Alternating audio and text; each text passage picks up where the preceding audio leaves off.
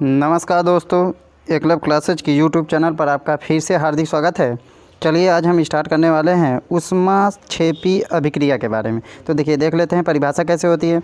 तो ऐसी अभिक्रिया जिसमें उत्पाद के बनने के साथ साथ ऊष्मा भी उत्पन्न होती है उसे ऊष्माक्षेपी अभिक्रिया कहा जाता है। एक चीज़ ध्यान दीजिएगा, उत्पाद के बनने के साथ साथ क्या निकलती है? ऊष्मा निकलती है। फॉर एग्जांपल समझते हैं, मेथेन है, एक प्रकार की प्राकृतिक गैस होती है जिसको ऑक्सीजन की उपस्थिति में जलाया जाता है तो बनते क्या? कार्बन डाइऑक्साइड गैस बाहर निकलती है, जल वाष्प के रूप में बाहर निकलता है। उसके बाद इससे हमें क्या प्राप्त होती है? ऊर्जा प्राप्त होती है। ऊर्जा किस रूप में प्राप्त होती है? ऊष्मा के रूप में प्राप्त होती है, जिसका प्रयोग हम किसके रूप में करते हैं? ईंधन के रूप में करते हैं। उसी प्रकार हमारे शरीर में एक क्रिया होती है श्वसन की क्रिया, जिसमें हम करते क्या हैं? ग्लूकोज होता है, ग्लूकोज को ऑक्सीजन की उपस्थिति में जलाया जाता है तो बनता है कार्बन डाइऑक्साइड, जल, और इससे ऊर्जा निकलती है। इस ऊर्जा का प्रयोग ही शरीर की वृद्धि में, टूट फूट की मरम्मत में, रोगों की क्षमता, लड़ने की क्षमता में की जाती है।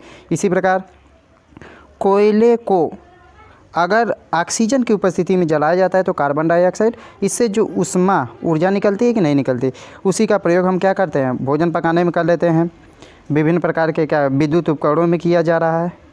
ठीक है, तो यह क्या होगी? ऊष्माक्षेपी अभिक्रिया होती है। अब एक चीज़ ध्यान दीजिएगा, ऊष्माक्षेपी में सदैव उत्पाद के साथ यह जो ऊष्मा है या ऊर्जा, उसको धन चिन्ह के साथ दिखाया जाता है, तीर के दाईं ओर। इतना ध्यान दीजिएगा, तीर के दाईं ओर। चलिए आगे चलते हैं। अगली अभिक्रिया है ऊष्माशोषी अभिक्रिया। अगली जो अभिक्रिया हमारी है ऊष्माशोषी अभिक्रिया है। इस अभिक्रिया को थोड़ा सा ध्यान से देखिएगा। तो देखिए, ऊष्माशोषी अभिक्रिया परिभाषा देख लेते हैं। ऐसी अभिक्रिया जिसमें ऊष्मा अवशोषित होती है, वहाँ क्या हो रही थी? उत्पन्न हो रही थी, बाहर निकल रही थी। यहाँ क्या हो रही है? अवशोषित होती है। उसे क्या कहा जाता है? ऊष्माशोषी अभिक्रिया कहा जाता है। जैसे एग्जाम्पल देख लेते हैं, नाइट्रोजन है, नाइट्रोजन को ऑक्सीजन की उपस्थिति में क्रिया कराई जाती है तो बनता है नाइट्रिक ऑक्साइड। उसके बाद इसमें क्या होती है? ऊष्मा अवशोषित होती है। ध्यान दीजिएगा, यहाँ हमने माइनस चिन्ह दर्शाया, निगेटिव। बस अगर देखिए तीर के निशान को प्लस मान लिया जाए तो इस माइनस को इधर लाएंगे तो क्या हो जाएगा? प्लस हो जाएगा। बस वही अभिक्रिया हमने इधर लिख दिया, यहाँ माइनस ऊष्मा था, यहाँ क्या हो जाएगा? प्लस ऊष्मा लिख दिया। ठीक है, तो वही अभिक्रिया हो जाती। अब देखिए, एक चीज़ हमने यहाँ नोट में लिखा है, उसको आगे देखते हैं। यह अभिक्रिया थोड़ा सा नोट में हमने लिखा है क्या कि वियोजन अभिक्रिया, वियोजन अभिक्रिया में अभिकारकों को तोड़ने के लिए ऊष्मा, प्रकाश, विद्युत ऊर्जा की आवश्यकता होती है। अतः यह सभी अभिक्रियाएं ऊष्माशोषी अभिक्रिया होती है, मतलब ऊष्माशोषी अभिक्रिया होंगे। एक चीज़ ध्यान दीजिएगा कि जिसमें बाहर से ऊष्मा की आवश्यकता होती है या प्रकाश की आवश्यकता या विद्युत ऊर्जा की आवश्यकता होती है, वह क्या होती है? वियोजन अभिक्रिया होती है। अब यह अभिक्रिया ऊष्मा को ग्रहण करती है, इस कारण इसे क्या कहा जाता है? ऊष्माशोषी अभिक्रिया कहा जाता है। ठीक, एक चीज़ और हमने दिया है ऊष्माशोषी में ही, ऊष्माक्षेपी में एक एग्जाम्पल हमने दिया था, बिना बूझा हुआ चूना, जो चूना लाते हैं हम दिवाली पर या किसी क्या कहते हैं फेस्टिवल पर घर की पुताई करने के लिए, तो उसको भिगो देते हैं किस में? जल में।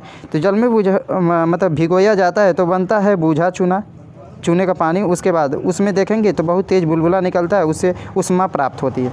अब एक चीज़ फिर हमने उसी नोट में लिखा है कि ऊष्माक्षेपी अभिक्रिया में ऊष्मा को उत्पाद के साथ साथ धन चिन्ह प्लस के साथ तथा ऊष्माशोषी अभिक्रिया में ऊष्मा को उत्पाद के साथ ऋण चिन्ह के साथ दिखाया जाता है। अब एक चीज़ और विशेष ध्यान दीजिएगा, जिसमें ऊष्मा अवशोषित होती है वह अभिक्रिया ऊष्माशोषी होगी, और जिसमें ऊष्मा बाहर निकलती है वह अभिक्रिया ऊष्माक्षेपी होती है। यही चीज़ आपको विशेष ध्यान देना है। यह वीडियो आपके लिए बहुत सिंपल था। अगर समझ में नहीं आया होगा तो आप एक बार फिर से कमेंट कर देंगे, हम आपको और बेहतर ढंग से समझाने का प्रयास करेंगे। बस इतना ध्यान दीजिएगा, जिसमें ऊष्मा बाहर निकलती है उसे ऊष्माक्षेपी अभिक्रिया कहा जाएगा, और जिसमें ऊष्मा अवशोषित होती है उसे ऊष्माशोषी अभिक्रिया कहा जाता है।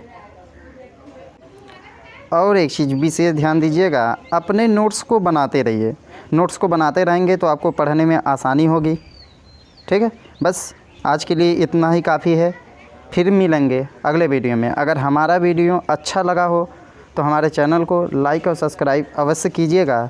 फिर मिलेंगे कल ठीक 6 बजे। तब तक के लिए अलविदा।